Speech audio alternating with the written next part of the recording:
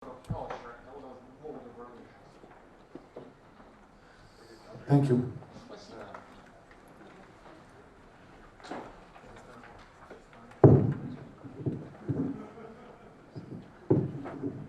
Thank you, Andrea, for the introduction. My name is Amir Zaijdman. I'm from RDC.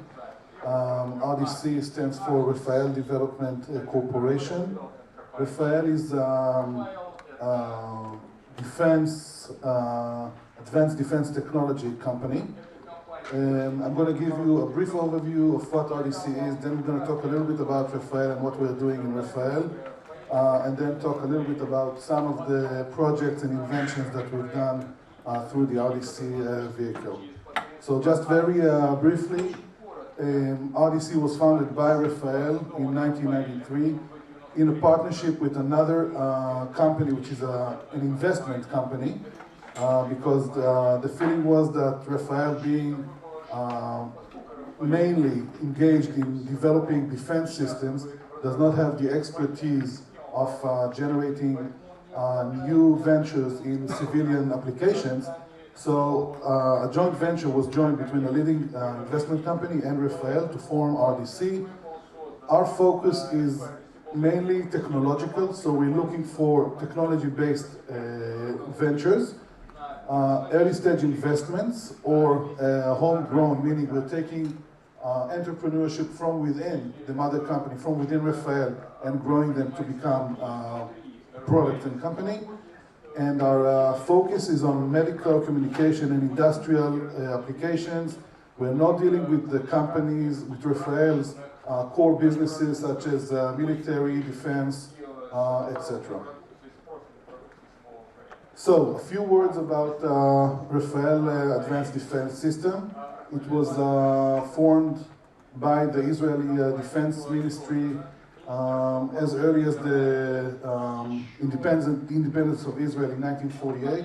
It started as an authority within the Defense Ministry and formed as a fully owned, government fully owned company in the early 2000s. The main business, the main business Rafael started in was missiles. And the first really well-known product was a missile called Popeye, which is air-to-surface cruise missile. I'm going to give a few examples of what the company is doing in different areas.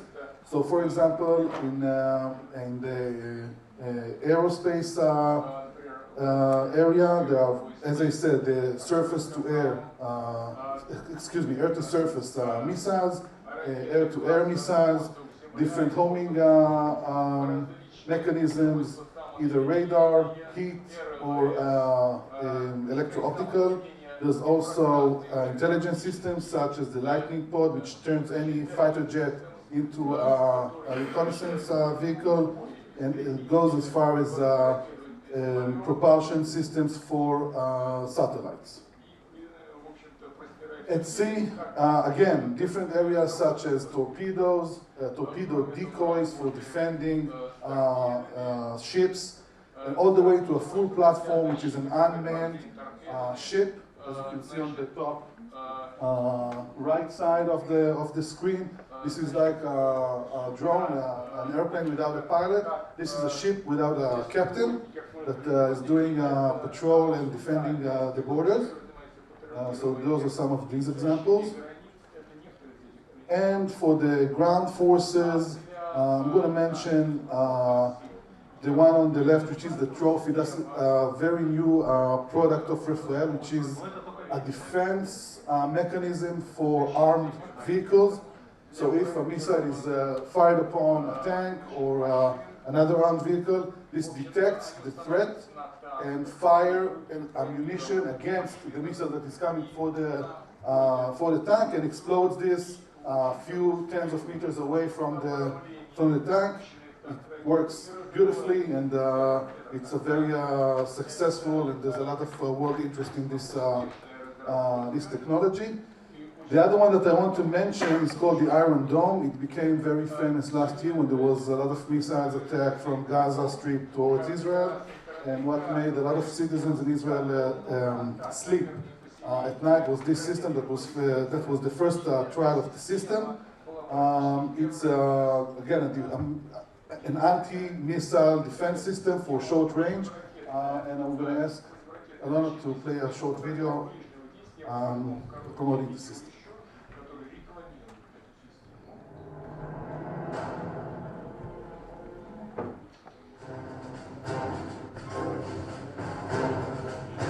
Israel's Ministry of Defense selected Rafael to develop the Iron Dome, a cost-effective and innovative solution against the threat of short-range rockets, artillery and mortar shells, and threats of all kinds. Iron Dome is in an advanced state of development and will be operational within 2 years in the Israel Defense Forces.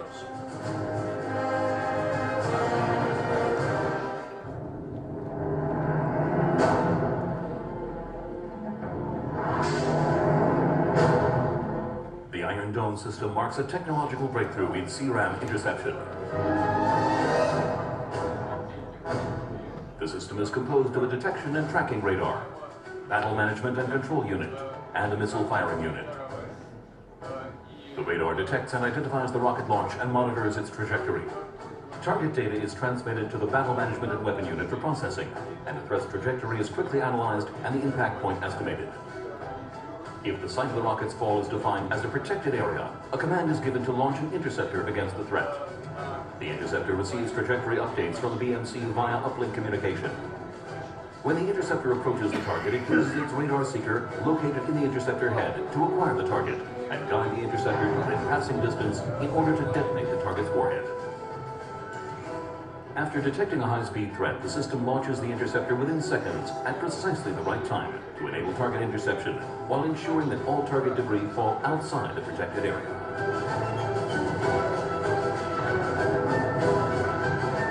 Iron Dome also has the capability to intercept short-range targets, including Grad rockets and 155mm artillery shells. Iron Dome offers a technological breakthrough in short-range rocket interception. The interceptor is inexpensive, effective in all weather conditions, and can be easily integrated with existing radar and detection systems. It has a unique warhead designed to ensure high probability target detonation.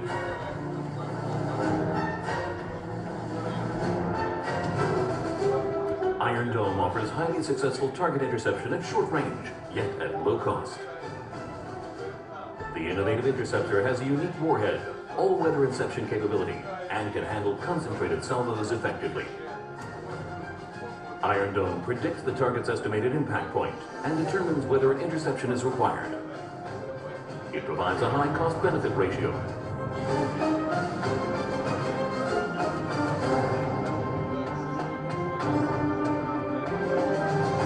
The system operates in any weather conditions: cloud, rain, dust storms, or fog.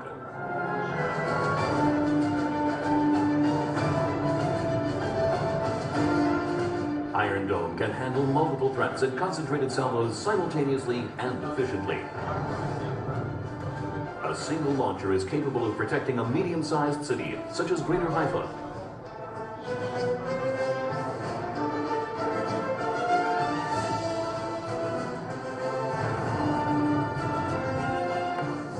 Or about 15 times the area of a small town.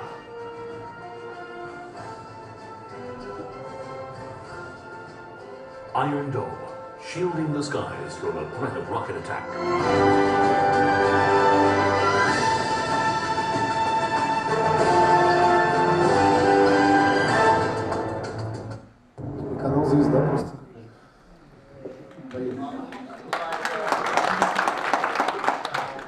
Usually this is where people ask, where can I get one?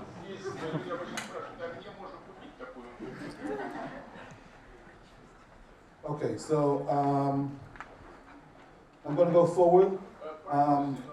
As you can probably understand, in order to create this type of products, missiles, anti-missile systems, etc., those products encompass a lot of technologies within them. So Rafael considers itself as an expert and in the forefront of quite a few technology areas. I've listed them over here, but what I'm trying to say is that the basic notion is that we have a lot of technology within the company, and there's an opportunity to do something else and do more things other than missiles with those technologies. A few more things about Rafael, about 7,000 employees, over 60% of them are with academic degrees, 5% PhDs. Regarding financials, generally the sales are about $2 billion a year, and there's a backlog of $4 billion. Market distribution, the Israeli armed forces are still the largest customer of Rafael, but this used to be 70% up until a few years ago, and now there's a very strong effort to develop new markets, and products are being developed not only according to the needs of the Israeli armed forces, but with thoughts about other countries as well. A few words about the second partner of RDC. Iran was founded in 1962. It's kind of the forefather of all high-tech companies in Israel. It was the first institutionalized company or vehicle to invest specifically in startups and technological ventures. Has many success stories along the years. Elbit, Robotech, and so on are just a few that can be mentioned. Generally speaking, I'm not going to go into the numbers because time is short, but very successful along the years, investing capital from own resources and generating nice returns to the investors. So, talking about RDC, as I said in the beginning, the notion was to combine technological capabilities from Rafael and the expertise of Iran in venture capital and market development to enable kind of extension of the Rafael technology into new areas.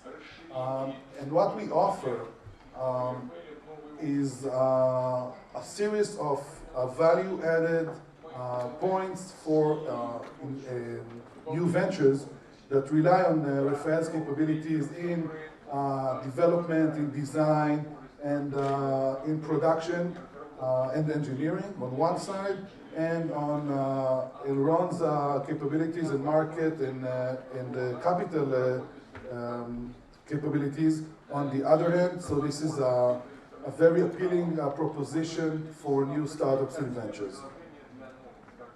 Regarding organizational structure, and this is important because of points that were mentioned before by Nikam and Paul, there's the board of directors of RDC, which includes high-level executives from both companies, the chairman, CFO, and CTO of Rafael, and the chairman, CEO, and CFO of Iran. All of them are board members in RDC. The management is pretty simple.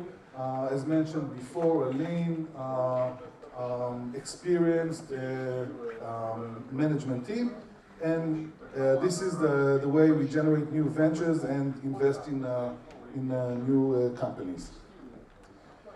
So I'm going to talk a little bit about some of the projects and companies that we've developed during the years.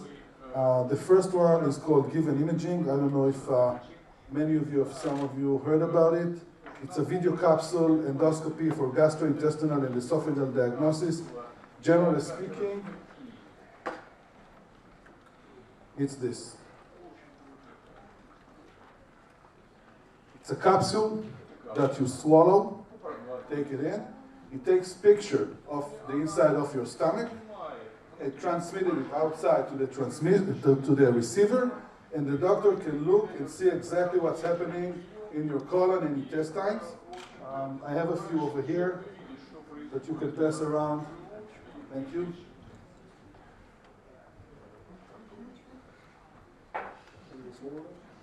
No, please give them back to me at the end. Yours do not blink, only mine has the... This is a very successful company, at least in Israeli terms. Revenues are about $200 million annually. It is traded on NASDAQ with a market value of $750 million. It was a company that was actually initiated and homegrown by RDC based on technology from Rafael. So if you take a look and you look at the drawing of the pin, and you have the drawing of a guidance system of a missile. Next to it, you can see that it's generally the same. You have the electro-optical, you have the optics, you have the power generation, the transmission or communication, and if you are able, which this is what we've done, to miniaturize the missile into the size of a capsule, then you have the full thing ready to operate. So this is a typical story of what we're trying to do in RDC. I'm going to talk very, very briefly about a couple of other 3DV systems. Is a company that was acquired by Microsoft. It's a 3D camera for gesture recognition. Kima is a company that developed a miniaturized radar for detecting, it's called pulmonary edema. It's the absorption of water by the lungs, which is a problem of people with heart conditions. ActiSafe was a radar for the automotive industry. It's a joint venture with General Motors. And the last one I want to mention is Galil Medical, which took the technology of, I don't know if you know, but if you're using thermal imaging, you need to cool down the sensor. So he took down the cooling system and made out of it a medical device that is killing tumors inside the human body by freezing them. Just to summarize very few points that I want to emphasize from our experience in RDC. First of all, not invented here, NIH is a major issue when you're coming with a venture to the corporate. There's always opposition, there's always people that say this will not work, we don't need that, etc., etc. And I think it's very important to have a high level of commitment from top executives within the corporation in order to support the activity. We talked about the venture team that is supposed to manage the CVC. Very important, and it really reflects on the way that the corporate venture is organized. Has to be a strong relation between the corporate and the CVC, and what Paul mentioned before, a strategy. There has to be a target and a purpose for the CVC. It could be financial, it could be strategic, but this is key for the success of this operation. Thank you very much. Thank you very much, Amir. Коллеги, посмотрите, у нас достаточно интересная модель представлена Амиром, которая говорит о том, что компании могут не только искать для себя источники конкурентных преимуществ, покупая компании с рынка, но и могут сами служить достаточно большим источником новых компаний, если у них достаточно сильные R&D подразделения, такие как в Израиле, которые делают оборонные технологии. В этой связи у меня вопрос к Михаилу Харузину, управляющему по инвестициям Всемирного фонда ОАО РВК. Михаил, ваша компания сформировала совместный фонд с ОАО РВК, который тоже имеет ряд направлений деятельности, связанных с оборонными технологиями. Да, это так. Звучали. И подскажите, пожалуйста, вот как вы и ваши партнеры из ОАО РВК формулировали задачи создания инвестфонда и какие идеи или опасения, о которых только что сказал Амир, вы уже